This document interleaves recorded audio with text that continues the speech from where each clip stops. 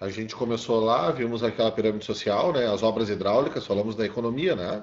Dos sumérios. Isso, acho que a gente terminou falando da escrita cuneiforme, foi isso?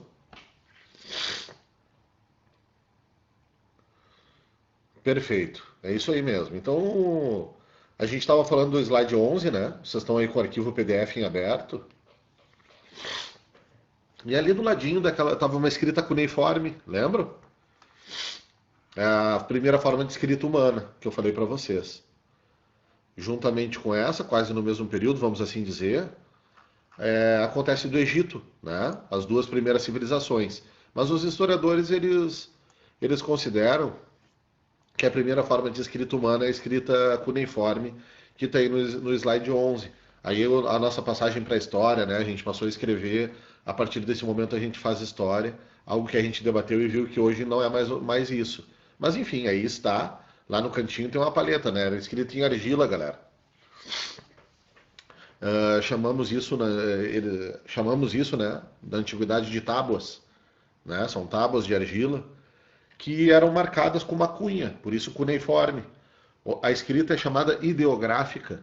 Era uma ideia, uma coisa que era colocada ali. A nossa hoje escrita, eu acho que vocês sabem, ela é uma escrita fonética, um som, um símbolo, a união desses sons e símbolos, as nossas palavras, né? Aqui não, aqui era uma ideia. E aí tu ia fazer um boi, por exemplo, tu desenhava um boi, tu fazia uma representação de boi. Claro que com o passar do tempo eles foram aprimorando, porque acabava sendo uma escrita muito demorada e tudo mais. Mas mesmo assim, nunca vai se chegar à praticidade que é o nosso calendário, desculpa, o nosso alfabeto fonético. Mas é legal, né, galera? Isso se deu na antiguidade. Logo nós vamos ver junto qual foi o povo que inventou isso que nós hoje usamos, né? A outra coisa que eu coloquei ali para vocês está relacionado, ó, à arquitetura, a outra imagem do slide. Aquilo ali, galera, é um zigurate. Os zigurates mesopotâmicos são pirâmides de degraus, pirâmides escalonadas, galera. Ah, da mesma forma que os povos aqui da nossa Mesoamérica, né? Já viram filmes, documentários sobre ali os incas, astecas, maias? Eles tinham essas pirâmides de degraus também, né? Ela não era lisa como a do Egito, mas aqui é bastante diferente. Essa pirâmide que tu tá vendo aí do lado, os chamados zigurates, é isso que tá ali, ó. Ela, ela era um templo religioso, galera. Ao contrário das pirâmides do Egito que nós vamos entrar, aqui nós estamos falando de um templo religioso. Portanto, era um lugar, galera, onde tu te relacionava com os deuses, né? Os sacerdotes, naquela pirâmide que nós vimos, né? Cada um cumpria uma função e os sacerdotes estão lá no topo dessa sociedade. Na medida em que estamos trabalhando sociedades onde a religiosidade era a forma de explicação da existência da desigualdade, né? Hoje, por exemplo, a explicação da ausência de igualdade entre todos, da existência da desigualdade entre nós seres humanos, é o que nós chamamos de mérito, né? A filosofia liberal, ela é desenvolvida, portanto, a partir da modernidade, ainda dentro da idade moderna, mas que vai se aprofundando ao longo da agora idade contemporânea, ela é que desenvolve a ideia do indivíduo buscando, através dos seus próprios méritos, a, a felicidade, né? A busca da felicidade, o sentido da vida e tudo mais. E aí uma noção de mérito. A nossa ideologia hoje se constrói, mas claro, vocês nas aulas de sociologia e tudo, história, nas humanas como um todo, a gente para e eventualmente reflete sobre essas questões. É muito simples essa ideia do mérito, mas quando nós colocamos pessoas em posições absolutamente diferentes para disputar uma mesma realidade, né? Então é absolutamente desigual. Então o mérito é algo que deve ser problematizado, deve ser, né, pensado de modo mais rico e não simplesmente, mas só para trazer aquela noção. Hoje existe uma ideologia que compõe os valores da nossa sociedade e essa ideologia chama-se liberalismo. Aqui na antiguidade, galera, era a religião, era por isso que os homens da religião estavam lá no topo dessa pirâmide social, como nós vimos. Isso é um zigurate que tu está vendo destruído. Ô, senhor, por que está destruído e não está igual aos das pirâmides do Egito lá que a gente conhece? Porque os mesopotâmicos faziam de tijolo, galera. Os egípcios se preocuparam com isso e foram lá e buscaram imensas pedras, né? Rochas. Cortam as rochas, pedras de 2 toneladas, uma coisa incrível, e erguem aquelas pirâmides malucas. Aqui tu ergue da mesma, em termos de grandiosidade, quase, né? Igual a famosa Grande Pirâmide. Mas a diferença, galera, era o material, eles usavam tijolo. E tu sabe que tijolo, ó, rapidinho, galera, não precisa nem de 1000 anos para o tijolo terminar. É só a gente ver as casas da praia, né? Às vezes a gente chega na praia no verão, às vezes passa um ano sem ir na praia. Quem aqui tem casa, ou algum parente que tenha casa, assim, o cara vai periodicamente. Tu chega lá, às vezes tem uns tijolos gasto da maresia que tem, né? Nas casas, sobretudo de beira de mar. E aí tá lá o tijolo gasto, assim, tu tem que ir lá e reparar o tijolo, senão daqui a pouco cai a casa. Então o tijolo não é algo, galera, que tem uma duração, e os mesopotâmicos construíam um tijolo. Mas, enfim, eu vou avançar aqui, vocês vão enxergar. É uma civilização tão avançada quanto a egípcia. Isso é só uma característica, né? Não, ao longo da vida deles, eu não pensava, meu Deus, eu tenho que fazer uma coisa que vai ficar a vida inteira aqui. Não era uma preocupação mesopotâmica. Perfeito? E aí a gente terminou, acredito que eu conversei com vocês, né? Isso que pauta alguns de nós. Tenho certeza que vários de vocês aí, a astrologia, galera, foi desenvolvida pelos mesopotâmicos, pelos sumérios. Eles que inventaram, porque eles acreditavam que as estrelas eram deuses, galera. Os diversos deuses, a religião mesopotâmica é politeísta, acreditava em vários deuses. E muitos desses deuses eram as próprias coisas da natureza. Então, por que eles subiam nesses zigurate que tu tá vendo ali no slide? Para observar o céu. E através da observância desse céu, eles organizaram o dia em 12 horas e 12 horas, isto é, 2 jornadas de 12 horas, como nós ainda usamos. Né? Eles organizaram, galera, um calendário. Os primeiros calendários são sumerianos, são mesopotâmicos. Né? É bem o berço do que nós hoje nos organizamos. E ainda hoje, vocês sabem muito bem, acredito que inclusive vocês, alguns, acreditam no horóscopo. O cara abre o jornal, a primeira coisa que faz é olhar lá como é que está o dia, se está para o amor ou se está para o dinheiro. Sim? Então foi. Depois dos sumérios, galera, deixa eu passar aqui para vocês enxergarem, veio os acadianos. Os acadianos viviam em algumas cidades um pouquinho mais acima da Suméria. Lembram do mapa? Né? Só voltar lá depois, né, quando vocês estiverem agora dando uma revisadinha e olhar o mapa um pouco mais para cima. Cidadezinhas um pouco mais acima, né? O berço da Suméria ali embaixo, bem no sul da Mesopotâmia. Os acadianos estão um pouquinho mais para cima. Até tem uma que, se eu não me engano, está lá em inglês, em Akkad, o nome. Que era um dos centros acadianos, né? Mas outras várias cidadezinhas. Qual é a marca dos acadianos? Os acadianos, através desse famoso rei que está escrito aí, galera, Sargão, ele vai invadir a região da Suméria e unificar, galera, as cidades-estados, formando um primeiro império no sul da Mesopotâmia. Isto é, uma cidade-estado mais poderosa domina as outras cidades-estados e a partir de agora, essas cidades-estados passam a compor algo maior chamado de império, tá? É ainda o início, os acadianos eles vão estar só nesse estágio. Sargão é uma figura muito lembrada, deixa eu passar para vocês aqui, ó. Passem para o próximo aí, o número 13. Ali está o Sargão, em um alto relevo, né? Combatendo o inimigo, percebe? Ele está prostrado, né? Uma lança. Então esse processo de unificação se deu através da violência. E ali, percebe no cantinho, galera? Tá o cara narrando, olha lá em cuneiforme, ó. Parece uma história em quadrinho, né? Ele está ali narrando os feitos de Sargão. Então o que eu queria mostrar para vocês, olhando essa imagem, duas coisas. A primeira delas, esse processo de unificação que se dará através da força, não só na Mesopotâmia, como em qualquer outro momento da história que eu vou ver isso com vocês. Já fica um conceito para vocês.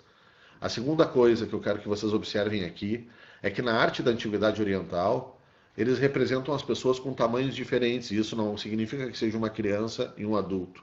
Significa que existe uma pessoa mais importante e outra menos importante. Se tu perceber a proporção entre o Sargão e o seu inimigo, entre o Sargão, galera, e o cara que está narrando essa história para nós ali nessa paleta, tu vai perceber que ele é muito maior do que os outros, porque ele é um rei, galera. Ele é um representante da força divina na Terra.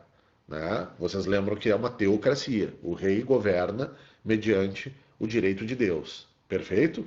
E aí, passando, galera, a gente vem para os amoritas. Esses são muito importantes. Estão acompanhando bonitinho aí? Deixa eu ver como é que está a sala de aula. Sala de aula lotada, 23 pessoas. Acharam aí então, amoritas? Pode passar para o próximo povo. Agora sim, galera. Os amoritas eles vivem um pouquinho mais ainda ao norte, isto é, mais ou menos na região central da região da Mesopotâmia. A sede, galera, A cidade-estado mais importante dos amoritas é a cidade da Babilônia, que todos vocês conhecem.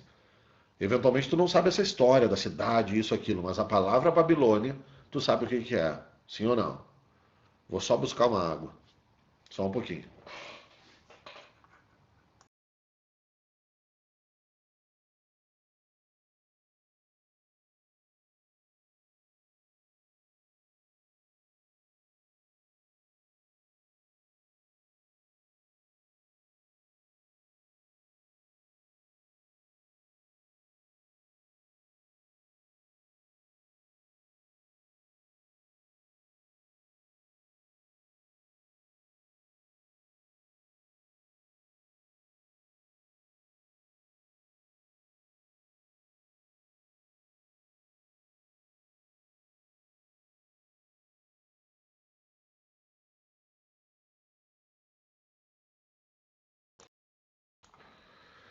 Pronto. Os amoritas, portanto, têm sede na Babilônia. E me digam, quando fala Babilônia, Babilônia, o que que vem na tua cabeça? Uma expressão que a gente pode usar é, isso aqui tá uma Babilônia. Sim ou não? Eu acho que não é muito usual, né? Mas eu lembro que eu já ouvi. Não sei se em casa, minha mãe, alguma coisa assim. Isso aqui tá uma Babilônia, isto é, tá uma bagunça. A gente vai falar de uma cidade, galera, que é uma das mais desenvolvidas cidades da história antiga. Uma das civilizações mais desenvolvidas. A Babilônia, inclusive, será a sede de mais um outro povo que depois nós vamos ver. E aí eu pergunto para você, será que seria possível, se a Babilônia fosse uma bagunça, a gente pensar isso? A gente chegar, desculpa, eles chegarem nesse nível de desenvolvimento? Então, por detrás dessa nossa ideia de Babilônia, galera, existe algo que a gente vai debater com os nossos slides avançando. Então, galera, através de um rei, de todos os reis da Babilônia, desse império mesopotâmico, somente um rei é importante. Tu tá vendo ele ali, o famoso rei Hammurabi. Hammurabi, galera, ele vai conseguir então formar um império em toda a Mesopotâmia, tanto as cidades do sul quanto as cidades-estados do norte, a partir de agora caem sob domínio de Hammurabi, galera. Ele é o grande rei, esse império é chamado de Primeiro Império Babilônico. Como eu falei para vocês, haverá depois um outro povo que vai sediar o seu império ali na Babilônia, portanto, daí vai ser o chamado Segundo Império Babilônico. E o Hammurabi, galera, ele é tão importante, ao ponto de nós falarmos dele. Percebe que alguns povos a gente falou, os próprios sumérios. Falamos de toda a história da Suméria e não falei para vocês o nome de nenhum rei. Porque não é importante a decoreba do nome de rei. Né? Agora, por exemplo, a gente falou do Sargão, um primeiro império na metade sul, mas a partir de agora existe esse rei muito importante chamado Hammurabi. Esse é o cara que vai dominar toda essa região, formando o primeiro grande império mesopotâmico a partir da cidade da Babilônia. Tá? E daí, senhor? Além disso, é óbvio a grande importância desse monarca, galera. Foi ser ele o responsável pela construção daquilo que tu tá vendo ali do ladinho, galera. Essa daí é a famosa Estela de Hammurabi. Um monolito, galera, uma pedra gigantesca, uma só pedra. Ela tem 2,35 metros de altura e de espessura, galera. Ela tem 1,70 m na sua parte mais espessa. Então tu imagina a dimensão disso, povo. 2,35 m por 1,70 m assim para tu abraçar. Né? Ali estão, galera, 3.600 linhas em cuneiforme do primeiro código de leis escritos da humanidade. Nós não encontramos ainda, né? Talvez um dia a gente possa encontrar. Ô, senhor, quando é isso aqui, mais ou menos, para eu ter uma noção de tempo? Isso aqui é o século XVIII a.C., galera. 1700 a.C. Na verdade, especificamente, 1750 a.C., tá? Só para tu ter uma noção. Então, lá no século XVIII a.C., que a gente tem notícia, surgiu o primeiro código de leis escritos, galera. Significa que aquelas cidades-estados que nós estávamos conversando, significa que todo esse berço da civilização não tinha lei, claro que tinha lei, né, galera? Mas a lei ainda não era escrita, ela era oral, já pensou? As leis eram transmitidas oralmente de uma geração para outra. Só que, claro, tu sabe que uma lei oral, galera, ela é muito passível de manipulações. A grande importância do Código de Hammurabi, como hoje a gente conhece ele, é justamente redigir, escrever essas leis. E isso, sobretudo, vai ser bom para quem? Para a classe menos favorecida, né, galera? Tu redigir aquilo ali, tu fixar, e aí essa estela que tu tá vendo, a gente, galera, só encontrou uma até hoje, tá? Hoje, se vocês quiserem conhecer ela, depois da quarentena, é só dar um pulinho ali em Paris, galera. Vai lá no Museu do Louvre, entra no setor de antiguidade oriental e tu vai encontrar, tu vai dar de cara com a estela de Hammurabi. Tá lá na França, porque os europeus, galera, são ladrões. Eles invadiam os lugares do mundo e roubavam essas coisas. Depois eles até compram eventualmente, tudo mais, mas rola muito roubo em termos de artefatos antigos porque isso dá dinheiro, galera. Tá? A gente não explora muito isso é uma pena. Enfim, é um dos estágios do nosso subdesenvolvimento. Não se dá conta que isso é uma parte da história do ser humano. E na medida em que faz parte da história do ser humano, isso primeiro tem um valor intrínseco em si, no sentido de que, cara, é o primeiro código de leis que nós seres humanos fizemos, escritos. Pá, que troço legal, né? Isso te, isso te mostra de onde tu veio, né, galera? Isso dá um sentido para tua existência. Mas, sobretudo, povo, pensando na praticidade do nosso cotidiano, hoje em dia, né, não sei quantos são os brasileiros que colocam os pés todos os anos na França, e muitos desses brasileiros, galera, vão lá para a França para olhar esse troço aí, né? Isto é, tu vai para o velho mundo para quê? Para tomar banho de banheira? Não, banho de banheira tu pode tomar na tua casa. Compra uma banheira e não gasta dinheiro com a passagem. Tu vai para o velho mundo para conhecer a história daquele lugar, os confortos e tudo mais que existe nesse mundo, né? Qual a data do código? 1750 a.C. Vocês entendem, galera? A história também é uma fonte de riqueza, galera. O que Portugal, o que a Espanha, o que a França, a Inglaterra, a Alemanha lucram, galera, com turismo. E muito desse turismo ele é histórico, né? Deus o livre, é muita grana. Eu digo para vocês que a gente explora pouco. A gente tem também muita história aqui. Deveríamos explorar mais, criar mais coisas e justamente fomentar um turismo para o Brasil, né? Enfim, estágio. Vamos construir, vamos buscar isso enquanto sociedade. Deixa eu ver aqui. Obrigado de nada. Beleza? Então, quando vocês quiserem conhecer um dia pessoalmente essa grande e fabulosa estela de Hammurabi, vocês terão que ir ao Museu do Louvre lá na França, galera. E nesse código, nós temos duas pautas nele. A primeira noção, galera, é a pauta da existência da desigualdade entre os seres humanos dessa sociedade. Ao contrário de nós que vivemos um mundo onde todos nós somos iguais, embora saibamos que na prática, eventualmente, tu sabe que não é assim. Bom, essa é a prática. No plano teórico, galera, todos nós somos iguais perante a lei. E, inclusive, isso faz parte da filosofia liberal. Essa que a gente estava conversando aqui no início da nossa aula. Então, eu acho isso essencial para a nossa vida, galera. O liberalismo ele deu um passo muito importante justamente no combate às sociedades pautadas pela ideia da desigualdade entre os seres humanos por uma questão de nascimento, galera. Isto é, depende de onde tu nasceu, para sempre tu vai ficar ali. Isto é, tu não é nobre. Ou então tu nasce e tu é um nobre. É óbvio que os nobres, eles eram pouquíssimos. Então é isso que tu precisa te dar conta. E a sociedade mesopotâmica era assim. Havia o grupo dos nobres, né? E portanto cheios de direitos e privilégios, e havia a massa dos não nobres. Então esse código ele pauta essa diferença. A partir desse momento, portanto, se estabelecem relações de direito que são diferentes. Mas a outra marca desse código, galera, para os iguais, está ali, ó, olho por olho, dente por dente, que vários de vocês já conheciam. Eu quero que vocês escrevam embaixo desse olho por olho, dente por dente. Deixa eu escrever aqui. Ela é a famosa Lei de Italião. Botei no chat aí para vocês. Tá? Essa é a famosa Lei de Italião. Olho por olho, dente por dente. Só que aí que está essa noção. Olho por olho, dente por dente, se for igual camada social. Se tu estiver lidando com camadas diferentes, não é bem assim. Eu sempre dou para vocês o mesmo exemplo. Eu acho ele bastante emblemático. Um escravo, galera, da Mesopotâmia, embora a gente saiba que eles não são majoritários, mas eles também existiam, né? Os escravizados. Um escravizado, galera, deu a louca e ele pegou e deu um tapa na cara do arquiteto, né? Ele estava trabalhando para um arquiteto. Ele não, ele entra num desentendimento. Isso é um caso real, né? A gente tem notícia escrita. E ele pegou e deu um tapa na cara do arquiteto, galera. Imediatamente esse arquiteto entra com um processo contra ele, né? Busca a justiça da cidade e entra num processo contra ele. Se a gente estivesse trabalhando com a ideia da lei do talião, olho por olho, dente por dente, o arquiteto teria direito de dar um tapa na cara desse escravizado. Perfeito? Mas aí não era assim.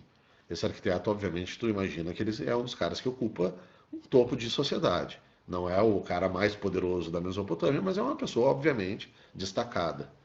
Galera, ele ganhou o direito de dar 80 chibatadas nesse escravizado em praça pública. Aí não é olho por olho, dente por dente, né? Já pensou trocar um tapa na cara por 80 chicotadas em praça pública? E aí foi consumado, então, o direito dele de fazer isso. Vocês entendem? Perfeito? Digam sim aí no chat para eu ver.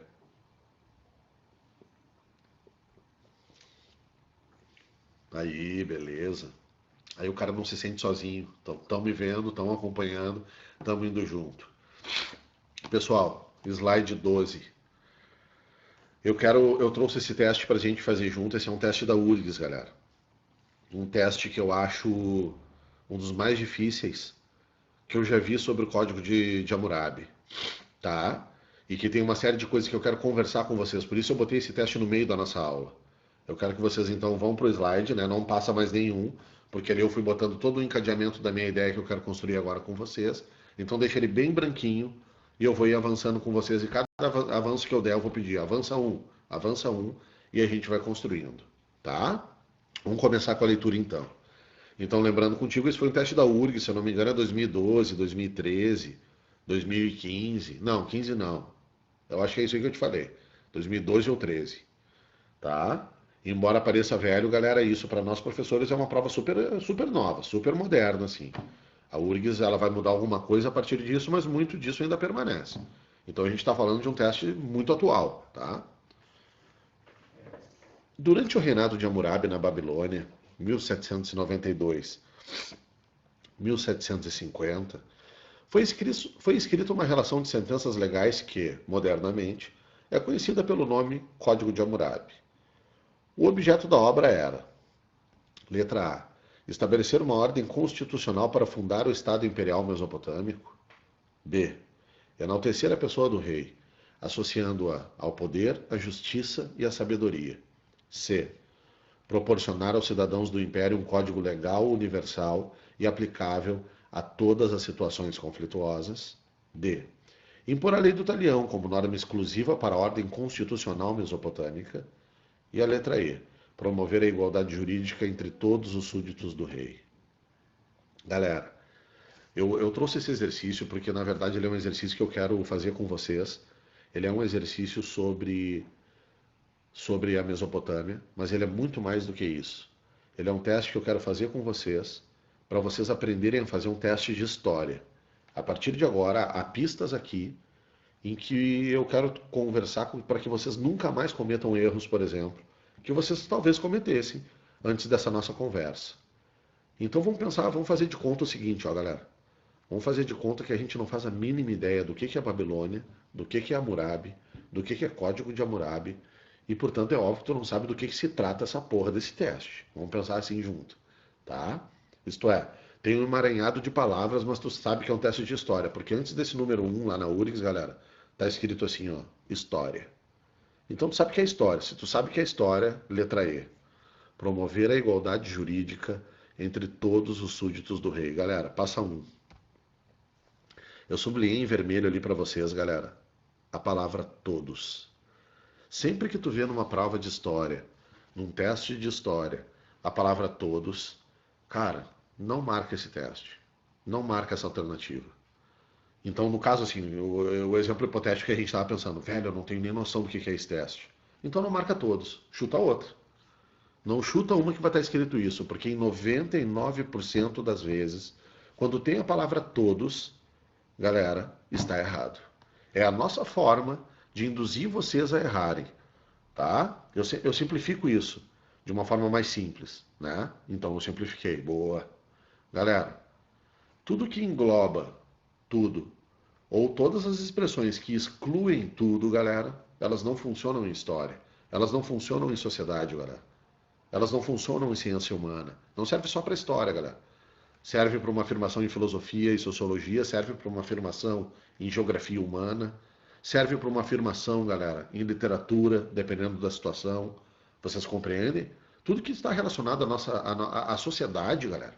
Cara, não rola todos. Não rola nunca. Não é assim. Vamos para a letra D então. Essa aí, ó, mais um toque, galera. A gente risca a letra E e subimos para a letra D. Impor a lei do talião como norma exclusiva para a ordem constitucional mesopotâmica. Pessoal, exclusiva é igual a todo, só que o contrário. Isto é, nossa, é exclusivamente isso daqui. Não, eu falei para vocês. Existe uma ideia de tratamento entre iguais. Aí sim, a lei do talião. Mas existe uma norma que estabelece a diferença de tratamento de seres humanos. Então não é norma exclusiva. Só que o problema, vamos fazer de conta assim, ó, eu não sabia disso. Cara, exclusivo, risca. Galera, olha a palavra da letra C ali. Proporcionar aos cidadãos do Império um código legal universal, galera. Olha embaixo ali. Aplicável a todas as situações. Cara, universal, pessoal, é sinônimo de todos. Né? O que é universal? Para e pensa aí no teu cérebro. Sabia que a palavra católico significa universal? Né? Igreja Católica, como era o nome dela no início, né? Era a Igreja Universal, é a única igreja possível, a única religião verdadeira. Né? A ideia é daí que toda religião se tem como palavra verdadeira. Então, universal, galera, é todos, é o domínio geral. Perfeito? E ali ainda, meu Deus, essa letra C, né, velho? Força a barra para né? Pode passar mais uma vez, vai ficar um xizinho no C ali. Além de ser um código universal, ele ainda é para todas as situações. Não, não. Então percebe, olha que massa, galera. Letra B, enaltecer a pessoa do rei, associando ao poder, a justiça e a sabedoria. Letra A, estabelecer uma ordem constitucional para fundar o Estado Imperial Mesopotâmico. Ó, não sabemos. Naquela nossa hipótese lá, né? Eu não faço a mínima ideia de que conteúdo é esse. Mas é assim que se faz uma prova, galera. Quando tu pega uma prova na tua frente, tu primeiramente vai anular aquilo que é um absurdo. E a letra C, D e E, galera, em história são absurdos. Não pelo que disseram ali, eventualmente a gente não sabe um conteúdo, mas pela forma que foi dito. E a partir de agora, portanto, tu vai começar a te dar conta desses pega-ratões de história e não vai mais cair. Isso é essencial para tu ir bem numa prova, porque percebe que tu tinha 20% de chance de chutar e acertar. Pois a partir de agora, se tu for dar um chute nesse teste, tu já tem 50% de chance de acertar, galera. Poxa, né? Isso aqui é um brinde que a URGS te dá, que Deus o livre. Então, cara, não dá para desperdiçar uma oportunidade dessas. Então, letra A, estabelecer um código legal universal. Estabelecer uma ordem constitucional para fundar o Estado Imperial Mesopotâmico. Ou a letra B, enaltecer a pessoa do rei, associando-a ao poder, à justiça e à sabedoria. Deixa eu passar para vocês enxergarem, galera. Tem mais um erro nesse teste conceitual, galera, que é trazer a palavra de cidadão para a Mesopotâmia. Na Antiguidade Oriental, galera, não existe cidadão. Por que, senhor? Porque cidadania, galera, exige participação política na construção da comunidade e da sociedade. E aqui tu sabe que é uma teocracia. O poder vem de Deus e os seus representantes, portanto. Então não existe cidadania num teste de Antiguidade Oriental. Pá, já leva mais essa informação para ti. Tá? Mas deixa eu passar aqui. A gente olha a resposta, galera. Enaltecer a pessoa do rei, associando-a ao poder, à justiça e à sabedoria. E a letra A, tu viu em vermelho ali qual é o problema dela? Não, galera, o Código de Hammurabi, se a gente fosse usar um nome para hoje, ele seria uma espécie de Código Civil. O Código Civil, galera, são os códigos onde estão as questões relacionadas aos direitos do indivíduo em sociedade. Ele não era um código constitucional. Ele era o código que dizia o seguinte: se tu roubar, tanto. Se tu matar, pena de morte. Se tu isso, isto é, ele falava das coisas práticas e dos direitos dos indivíduos nessa sociedade, não um Estado imperial mesopotâmico. Isso nunca existiu na Mesopotâmia, galera. Essa ideia de constitucionalidade ela vai surgir em Roma, sobretudo em Roma, tá? Então o objetivo é enaltecer a pessoa do rei, associando ele ao poder, à justiça e à sabedoria. Deixa eu passar mais um slide, vocês passem aí, e vai voltar para aquele nosso slide inicial. E ali tu tá vendo no topo dessa estela, galera, além das 3.600 linhas escritas em cuneiforme, Tu tá vendo ali no topo Hammurabi e sentado, galera, Deus. Hammurabi conversando com Deus, Deus passando a ele a lei. E aí, no topo dessas estelas, que tinham uma em cada cidade-estado, mas a gente só encontrou uma, né, que eu disse para vocês, está lá em Paris. ah, Tu tava lá, as pessoas olhavam e diziam, pô, ali é o Hammurabi, ó. Tá entendendo a ideia de enaltecer ele? Em vez de tu fazer uma estela somente escrito, ele fez questão de se desenhar, né? Uma sculpt lá em cima. Tava ele lá em cima. E outra, né, meu? O cara falando diretamente com Deus, galera. É outro nível, né? Já teve esse contato assim? Né? Ah, é outro nível. Aí enaltece a figura do cara, associando a sabedoria, a justiça, né? Vamos voltar ali um antes. E ao poder dessa sociedade. E outra característica, se tu perceber ali, percebeu a diferença do tamanho de Deus, galera, para o Hammurabi? Né? Pensa se Deus levantasse ali. Olha a ideia do tamanho, mostrando a importância de quem está sendo representado. Perfeito? Entenderam o teste, galera? Sim ou não? Botem sim no chat aí.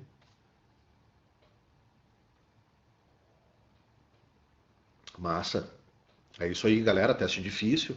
Tenho certeza que se vocês fossem fazer ele, voltei um slidezinho aqui, tô olhando ele de novo todo riscado, né? Tenho certeza que vocês fossem fazer ele, galera, vocês iam se empipinar.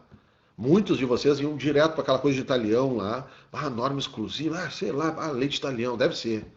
E vocês iam acabar errando esse teste, porque ele é um teste difícil, bem chato, tá? Pode ter certeza disso, e a partir de agora tu não erra mais. Primeiro que tu ia na E, ó, Fabiana ia na E. Promover a igualdade entre todos. Ah, beleza, não existe igualdade entre os seres humanos até a Revolução Francesa. E outra, entre todos não, né, mano? É muita gente. Aí que vem essas questões a partir de agora tu não cai mais. No todos, no nunca, no sempre, no jamais, no exclusivo, no universal. Palavras, povo, que nós em ciências humanas estamos induzindo vocês a errar. Perfeito? Passamos, portanto. Peguem, galera, o slide 13 ali, o 23, desculpa, e vai aparecer para vocês assírios. Então esse é um teste que eu queria, eu faço questão assim de fazer esse exercício com vocês em aula, justamente para ensinar vocês a fazer teste. Quando vocês pegarem o nosso livro de teste lá e agora começarem a exercitar, agora tu já tem uma maldade ali, ó.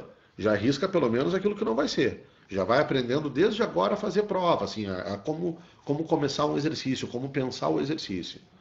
Os assírios, povo, característica desse povo, eles habitavam o norte da Mesopotâmia. Ali eu botei para vocês, ó, duas cidadezinhas, Assur e Nínive, duas famosas cidades assírias, e eles vão dominar a galera Babilônia, dos amoritas, e passam eles a controlar todo esse império. A partir desse momento, a marca é o comando dos assírios de todo o império mesopotâmico. E qual é a característica desses assírios? Está ali, ó, primeiro tópico, galera. Um forte expansionismo. E segundo tópico, galera, uma sociedade fortemente militarizada. Um povo muito militarizado. Então a primeira coisa, eles vão expandir a Mesopotâmia para além das fronteiras iniciais que possuíam ali naquela região do Iraque. Lembra que a gente conversou? E eles vão invadir, galera, sobretudo aqui para onde a gente chama mais Oriente Médio hoje em dia, assim, que era o chamado Oriente Próximo. Vão dominar, galera, e destruir os hebreus que já estavam ali, vão invadir, galera, e dominar o Egito, tá? Eles invadem e dominam, galera, outros povos que a gente não conversa na aula, porque eles não caem aqui em prova. Isto é um povo marcado por um forte expansionismo e duramente militares. Deixa eu passar para vocês um slide, passem aí, só para vocês enxergarem, pessoal. Um alto relevo, né, de um processo de invasão assíria sobre uma cidade. Eu não sei se tu tá vendo lá em cima, tá percebendo que os caras estão com umas picaretas, galera? Eles entravam nas cidades, galera, e além de dominar e roubar os caras, eles escravizavam muita parte dessas pessoas. E eles, galera, eles destruíam a cidade, galera. Tocavam fogo, mas antes de tocar fogo, pô, olha lá o cara com a picaretinha, ó. E bem no cantinho, galera, no canto esquerdo de vocês aí, olhando o slide, estão as pedrinhas caindo e o cara com a picareta lá em cima quebrando, ó. E aqui embaixo, no canto inferior direito da imagem, tu tá vendo eles indo embora com a pilhagem, né? Essa palavra aqui, ó. Que é roubo, galera. Em história, quando aparecer isso pra ti, são os despojos da guerra, isto é, o cara vai lá, pega as coisas e leva para casa. Ali no cantinho, ó, estão eles com os caixotes no ombro, conseguem enxergar ali bonitinho no detalhe, vazando, galera, com a riqueza do povo. Isso aqui é uma representação de dominação assíria. Voltem um slide para a gente enxergar ali em cima.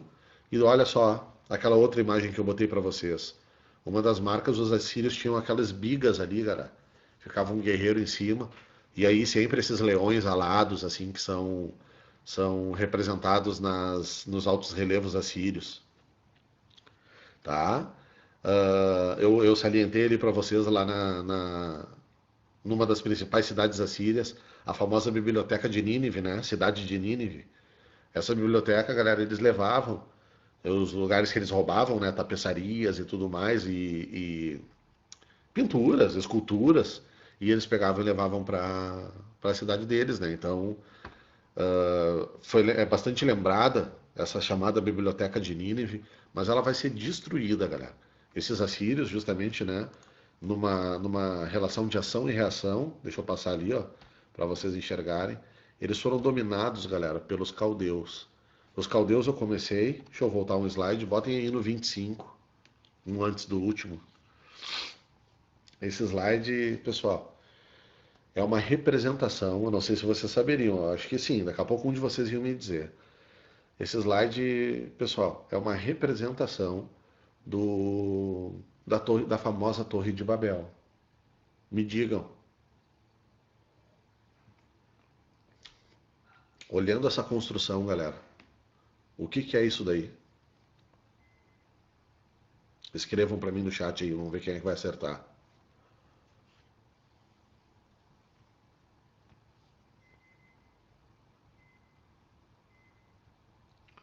Exatamente, olha só, que baita participação. Tô emocionado aqui, galera. E aí, ninguém vai se arriscar? Que construção é essa? O caminho para o céu, beleza, pode ser. Mas o que que é? Perfeito, Sofia. É um zigurate, né? O Anderson já pegou e trouxe ali a imagem exatamente essa daí, que é a Torre de Babel e a construção que ela tem no Ocidente. É um zigurate. O que que é um zigurate, galera? É uma pirâmide de degraus, como tu tá vendo ali. Só que aí vem uma questão, né? Eu já falei para você sobre isso, a gente já conversou. Há muitas lacunas na nossa vida, né? O sentido de vida, a reflexão sobre de onde nós viemos e para onde nós vamos e tudo mais. Eu disse para vocês quando a gente estava lá na nossa aula de pré-história isso, lembra? Que a gente busca responder essas coisas, né, galera? Hoje a gente tem muita resposta, muitas formas de resposta. Mas ainda há, para aqueles que escolheram a ciência, eu escolhi a ciência, galera, como forma de enxergar o mundo. Há muitas lacunas, né? Sobretudo essa. Ainda não sabemos de onde a gente veio, exatamente. E ainda não sabemos para onde a gente vai, né? Existe essa lacuna. Eu, como cientista, e optando pelo olhar científico sobre as coisas, aceito a minha ignorância, galera. Para onde eu vou, não sei. A vida após a morte, não sei. Ao que tudo indica, não. Talvez tenha, não sei. Né? Não há uma explicação científica. Ainda não há o contato direto entre o mundo pós-vida e o mundo aqui. Bom, há pessoas que acreditam nisso, né? E o nosso mundo atual. Mas, sobretudo, não há a revelação disso, né? A revelação de como é que se funciona essa vida e tudo mais. Enfim, questões da humanidade. E aí eu falei para vocês, a religião ocupou esse espaço de justamente tentar explicar as questões que nós seres humanos possuímos, né? E aqui foi um caminho para chegar no céu. A lenda contra, galera, que eles estavam querendo chegar no céu e que daí Deus colocou uma praga sobre eles. Qual foi a praga?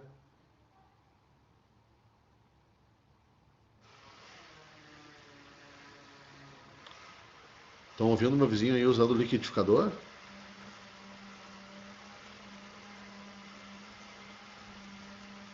Isso. Estão ouvindo o liquidificador ou não?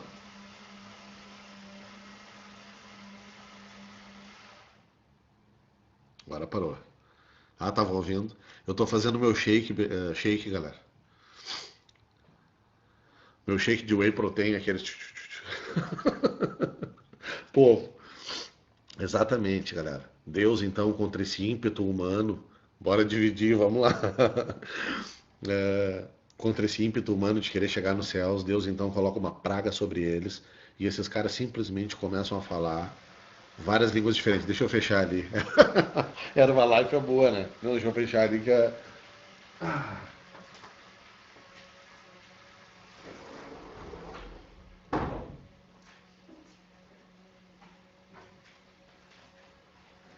Acho que não mudou muito, né?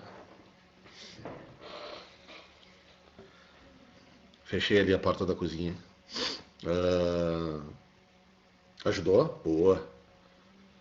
Não, porque eles não têm um liquidificador, né? Eles têm uma máquina destruidora de prédio. Eu tinha lá na minha outra casa, galera, eu tinha um aspirador de pó. A caixa dizia assim, silencioso. Tipo, bah, um destaque imenso assim, porque ele era silencioso. Quando eu liguei aquele aspirador, dava pra ouvir a 3 quadras ele ligado, galera. O inferno, né? Bom, vamos lá. Então, galera, a gente, ser humano, a gente já se perguntou de onde vieram as línguas, galera. A gente já se perguntou sobre isso. Eu não sei se vocês já se perguntaram. De onde vêm essas línguas? Por que que a gente fala diferente? Isso tem tudo a ver com onde vai surgir inicialmente essas linguagens, galera. Nós seres humanos, a gente falou lá na pré-história, eu acho que eu falei pra vocês. A gente, galera, não falava. No início da nossa história, né, lá nos nossos ancestrais pré-históricos, não havia ainda, até o processo do domínio do fogo e o passar do tempo, o desenvolvimento da fala. A gente grunhia igual qualquer bicho, né? A partir do domínio do fogo, mais ou menos 1 milhão de anos atrás, agora em direção ao nosso presente, a gente a gente passou a desenvolver fala, só que a fala está diretamente relacionada ao lugar onde nós estamos. E aí, enfim, uma série de questões que se misturam às origens das falas. Mas agora eu estou te dando uma explicação científica, passado o tempo, mundo, anos de estudo. Antigamente, galera, quando surge a religião hebraica, isso daqui é uma lenda que vem desde o Antigo Testamento, galera. Então tem a ver com a história dos judeus e não somente com a história dos cristãos, né? Não se tinha um processo de explicação. E aí o surgimento das diferentes línguas é explicado por uma praga que Deus coloca sobre esses que estavam, né, com ímpeto seres humanos de chegarem no céu. É óbvio que os hebreus enxergaram, galera, os zigurates mesopotâmicos quando tiveram contato, e logo vocês vão entender melhor sobre isso. E eles pensaram: meu Deus, esse cara deve estar querendo chegar no céu. Que tamanho de construção é essa? Porque os hebreus não tinham uma civilização tão rica quanto os mesopotâmios. E portanto, as construções hebraicas, né, eram mais simples, mais singelas, galera. E aí surgem esses mitos, essas questões que tentam explicar as perguntas que nós seres humanos temos. Eu sempre gosto de dizer para vocês, né, eu lembro que uma vez eu li um texto, essa forma mais truncada e mais fechada dos portugueses falarem, né, ora pois e tal, que vocês conhecem, isso tem a ver, galera, com o clima. Por que que o nosso português aqui do Brasil ele se transforma e nós temos hoje uma diferença bastante marcada com o português europeu? Justamente porque lá, porque é mais frio, galera, eles estão num clima temperado, eles têm que falar com a boca mais fechada. Eles não podem abrir tanto a boca na hora de falar, e aí vai se constituindo formas diferentes, por exemplo, em relação à fala. Só para dar um exemplo para vocês, e aí os estudiosos disso, perguntem para os profs de português, que eles sabem muito mais do que eu, eles podem aprofundar essas diferenças linguísticas e tudo mais, mas claro, hoje, depois que temos uma ciência profunda, desenvolvida, que vai tentando descobrir essas origens e conseguindo dar respostas todas embasadas em fundamentação e tudo mais, para a nossa vida, né? Enfim, para as nossas questões humanas. Perfeito? E aí, passando então, os caldeus, galera. Esses são os reis, galera, os povos, desculpa, que dominam a Babilônia, formando o segundo império babilônico. Os caldeus, portanto, o último dos povos da Mesopotâmia. Nós estamos no nosso último slide, tá? Botem aí.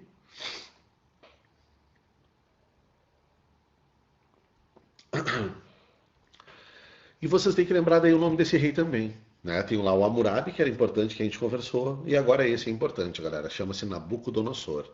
Só que Nabucodonosor, se algum de nós aqui, vocês, fizeram aquelas crisma, catequese, tem exercício religioso ainda hoje, com relação ao cristianismo, né? Vocês sabem a história desse cara um pouco, pelo menos. Eu lembro, pessoal, sempre lembro quando eu estou dando essa aula para vocês. Eu lembro que lá em casa tinha uma Bíblia bem grandona, assim, aquelas Bíblias de deixar exposta na sala, sabe? Com o dorso, assim, dourado. Já viram aquelas Bíblias bonitonas, assim? As folhas douradas, uma Bíblia grandona, de sei lá, 40, 50 centímetros quase. Troço gigante, assim. E todas as folhas douradas, assim, uma Bíblia bonitona. E as primeiras páginas dessa Bíblia, elas eram, galera, pinturas, né? Várias pinturas, assim, de motes bíblicos. E eu lembro que tinha uma pintura que eu tinha medo, assim. Uma figura horrenda, galera, uma figura monstruosa, presa, né? Tava ali naquela pintura, ela tava presa. E era a figura, galera, do Nabucodonosor. Nabucodonosor é representado, galera, na Bíblia, como uma figura monstruosa, porque esses caldeus, eles invadem a região da Palestina, igual os assírios. Os assírios haviam destruído a primeira parte dos hebreus, que habitavam o norte, nas famosas 10 tribos perdidas. Eles destroem, galera. Os assírios simplesmente dizimam esses hebreus. Mas os hebreus haviam se separado em sua história. Depois eu vou mostrar para vocês na história dos hebreus. Havia as tribos do sul. E essas tribos do sul, galera, elas elas estavam no chamado Reino de Judá. É daí que vem os judeus que a gente fala, né? Mas é tudo o povo hebreu. A origem da ideia monoteísta e a base da nossa civilização hoje ocidental, né? Esse monoteísmo ético judaico-cristão que a gente estabelece. E esses caldeus, galera, escravizam esses judeus. Eles levam esses caras, esses hebreus do Reino de Judá para a Mesopotâmia. Tá lá embaixo em vermelho, ó, galera. Um episódio que talvez vocês já tenham ouvido falar, Cativeiro da Babilônia. Isto é, os hebreus são escravizados pelos mesopotâmicos, especificamente, galera, pelos caldeus. O rei que empreende esse processo inicial é a figura de Nabucodonosor. Esse é o momento do maior esplendor da Mesopotâmia, povo. A Mesopotâmia no seu mais alto auge. E tu tá vendo ali uma representação de algo, galera, que a gente não tem mais notícia. Né? Aquilo ali, agora não preciso nem perguntar, né? Aí, deixa eu ver quem foi que acertou aqui antes.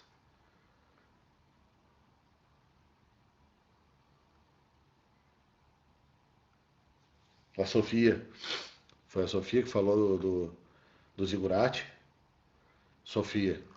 Né? Isto é, aquilo ali é um zigurate, ó, galera. Só que tu tá vendo que em cada um dos terraços que tá sobrando, o que que nós temos ali? Jardins. Esses são os famosos jardins suspensos da Babilônia, galera. Uma das construções mais incríveis da história da humanidade, tá? Essa é uma representação dos jardins suspensos da Babilônia, que foi feita por Nabucodonosor, galera. Essa construção, como eu disse para vocês, galera, ela não tem, a gente não tem mais, não temos mais ela fisicamente. Aquilo que eu disse para vocês, né? É feito de tijolo. Além disso, tu tá vendo nessa imagenzinha no canto do slide, pode deixar bem grande assim, para de me olhar para vocês enxergarem um pouco maior esses jardins suspensos. Tu tá vendo ali, galera, os mesopotâmicos, eles embelezavam as suas construções com azulejos, galera, era lindo. E nesses azulejos, se desejado, eles contavam histórias, galera. A história de uma conquista, a história de algum rei em específico, né? A história da comunidade, assim, do povo, vamos assim dizer, né? Um episódio da história do povo, tipo nós tomamos 7-1 da Alemanha, daí ia lá, ia botar nos azulejos, tomamos 7-1, cada gol, como é que foi, né? E aí, galera, a gente não tem mais certeza, mas, pô, senhor, como é que o bagulho é uma das maravilhas do mundo antigo e nem existe mais? Povo, há tantos relatos de outros povos sobre esses jardins suspensos, né, sobre esse grande zigurate que foi construído pelo Nabucodonosor, que com certeza ele existiu, galera. E com certeza foi uma das coisas mais incríveis que o ser humano já foi capaz de construir. Tamanho o impacto que esse zigurate causava nas pessoas que enxergavam eles. Esses são os famosos jardins suspensos que às vezes vocês ouvem falar. A outra maravilha da antiguidade, ela está muito bem firme e em pé. E tu conhece, já viu alguma representação. As pirâmides de Gizé, por exemplo, né? As pirâmides do Egito. E aqui, galera, uma civilização, portanto, no Iraque, o berço do mundo iraquiano hoje, que é os jardins, que são, né, desculpa, os jardins suspensos da Babilônia, como eles são apelidados. Em cada terraço, portanto, desse zigurate, que os estudos apontam, galera, que teria algo em torno assim de uns 80 metros de altura. Não chegava à altura da pirâmide. Eu não sei se vocês sabem, né, as pirâmides que a gente entra na nossa próxima aula, elas chegam, a maior pirâmide, né, a chamada Grande Pirâmide, ela chega a ter, galera, 140 metros de altura. É uma coisa maluca, né? Mas aqui também, igualmente, uma coisa, meu Deus, 80 metros de altura, galera. Olha a antiguidade, olha o tempo histórico que nós estamos. Nós estamos há 3.000 anos do nosso presente, galera. Então, isso dá uma das grandes condições. E Nabucodonosor fez esse zigurate, galera, e deu de presente para a amada dele. E eu lembro, assim, quando eu li isso daqui, eu pensei, caraca, velho, tá de sacanagem comigo, né? Eu comprei lá uns tênis pra guria, paguei em 10 vezes na Paquetá e me achava poderoso, né? Deus o livre. O cara deu uma maravilha do mundo antigo de presente pra amada. E aí eu tirava, tá louco, né? Não é brabo ser chinelão, né, pô? E aí, essa questão. Aí vem tudo que eu comecei a construir com vocês na nossa aula. Por que que a gente sabe da existência da Babilônia, galera? Né? E por que que a Babilônia no nosso cérebro imediatamente é bagunça, droga, perdição, sim ou não? Vocês já se deram conta, por exemplo, quem gosta de reggae aí, o cara ouve umas músicas de reggae assim, o cara quer ir pra Babilônia, né? Fumar maconha, meter o louco. Por que que a Babilônia tem essa representação? Eu lembro que quando eu estava na faculdade, galera, eu lia. Aham. Ali a Fernanda lembrando do Armandinho. Ah, tem de tudo, os reguezão da antiga, reggae brasileiro, tudo fala da Babilônia, né? E eu lembro que eu entrei na faculdade e vendo a aula do professor, as leituras que eu fiz também para as aulas, diversas aulas, a gente ficou, galera, quase 6 meses na Mesopotâmia, né? Ah, cara, nenhum texto dizia assim. E eu ficava pensando aquilo que eu falei com vocês, velho, uma das maiores civilizações. E aí então, cara, eu li muita coisa sobre isso, né? Eu pensei, meu Deus, uma das civilizações mais desenvolvidas da história humana. Por que que a gente pensa que lá o bagulho é desordenado, maluco e tal, tal, tal, tal? Até que eu me dei conta, galera, a partir de reflexões, pensando sobre isso e tudo mais. Claro, né, povo, nós somos herdeiros de uma literatura, de uma história que foi escrita a partir, galera, dessa tradição que agora eu falei para vocês, tradição judaico-cristã. Nós ocidentais somos herdeiros dessa história. Né? A história nos conta, portanto, o horror que Nabucodonosor fez aos judeus. Pois é dos judeus, galera, eu acho que vocês sabem, né? Jesus Cristo era um judeu, galera, que rompe com o judaísmo, e aí vai vir a questão do cristianismo. Só para vocês entenderem de onde eu falo dessa cultura judaico-cristã é a mesma origem, galera. E é por isso que nós temos essa noção, meu Deus, esses caras são os demônios. Lá é a perdição, lá é a maconha, a droga, a cachaça, né? Tudo que vocês estão com vontade de fazer, mas a quarentena não deixa. Vamos ver aqui. Prof, poderia explicar por que esse rei era representado como um monstro? Não entendi essa parte. Ah, isso, agora tu entendeu? É por isso, porque o cara é um demônio. O cara me escravizou, ele é um demônio. E como nós somos herdeiros dessa tradição da história do Ocidente, a gente vai nessa história. Só que, claro, o senso comum. Eu, como historiador, ficava lá sentado, olhando aquilo, refletindo, viajando. Juro pra vocês, galera, eu gostava de reggae. Uma banda, ela ainda existe, eu acho. Que é uma banda de ceguinhos, galera, aqui do Brasil, chamado Tribo de Jah. Eu, eu gostava dessa banda quando eu era adolescente, galera. Fazia muito. Quando eu comecei a dar aula, eu fui atrás, assim, pra ver, né? Fazia, eu acho que uns 15 anos que eu não ouvia eles, galera. E aí eu lembrava de tudo que era música, né? Quando eu dei o play, assim, quando veio as músicas vinham na minha cabeça, assim, eu lembrava coisa interessante como a música fica na nossa memória, né? Por causa de ritmo, por causa de uma série de coisas. Ah, e eu lembro que a tribo de Jah, galera, ela tinha um CD que chamava-se Ruínas da Babilônia. E aí eu botei o CD para ouvir agora, depois de professor, coisa assim. E aí era justamente a tradicional representação da Babilônia, da civilização mesopotâmica, sem falar Mesopotâmia, óbvio, né? A gente nem ouve falar em Mesopotâmia hoje em dia, mas Babilônia é algo que vem. E aí era isso, né? Vamos para Babilônia, vamos fugir para lá. Aí a Babilônia ela tem esses dois lugares, às vezes ela é um paraíso e às vezes ela é, né? No mundo do reggae, vocês sabem que sobretudo, são músicas relacionadas muito a protestos e politizadas, né? Então, às vezes, se quer fugir dessa nossa civilização, que é uma civilização perdida, né, galera? A gente agora na quarentena, acredito que vocês andam refletindo aí sobre o sentido da vida e sobre o sentido do mundo que nós estamos inseridos, essa maluquice. Então, enfim, nesses momentos aí vem essas reflexões assim malucas na nossa cabeça. Mas agora vocês entendem por que a Babilônia é vista desse jeito. Por que a Babilônia, como um adjetivo no nosso dicionário, podem pegar um dicionário aí, se tu tem em casa, faz esse exercício, vai lá, pega e dá uma olhadinha. Provavelmente, acepção número um, se for um dicionário assim, aqueles grandes que te traz vários significados. Ah, povo antigo, blá blá blá. Dois, loucura, caos, bagunça, tá? Sabe? Vai vir vários significados. O primeiro significado, obviamente, tem que ser o que efetivamente é a Babilônia, uma cidade-estado e o berço de uma das mais incríveis civilizações humanas, que foi que nós terminamos e conseguimos.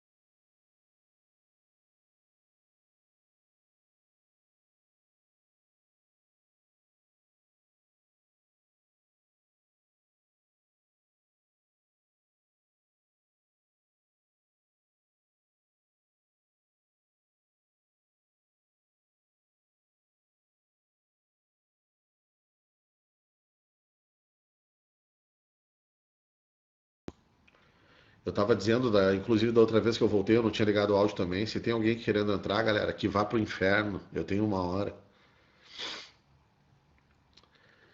Entenderam então o papo da Babilônia, galera? E da Mesopotâmia?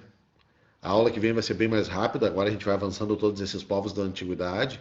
É que essa primeira ela tem uma série de fundamentos que são necessários para o nosso avanço. Então na semana que vem a gente vai ver os outros povos, Egito, Hebreu, Fenícios, para depois ir para gregos, romanos e seguir a nossa preparação. Eu fico à disposição de vocês em redes sociais, em tudo que vocês quiserem. Tiver estudando aí, tiver dúvida, galera, é só me procurar, procura o meu nome, Guilherme Ritter, tá? Lá nas redes, lá e a gente se acha e tira dúvida. Teve até uma colega da noite que já tirou umas dúvidas, mandou uns resumos bem bonitos para vocês, né? Então podem ficar sempre à vontade quando estiverem estudando para procurar. Beleza, galera? Beijão para vocês.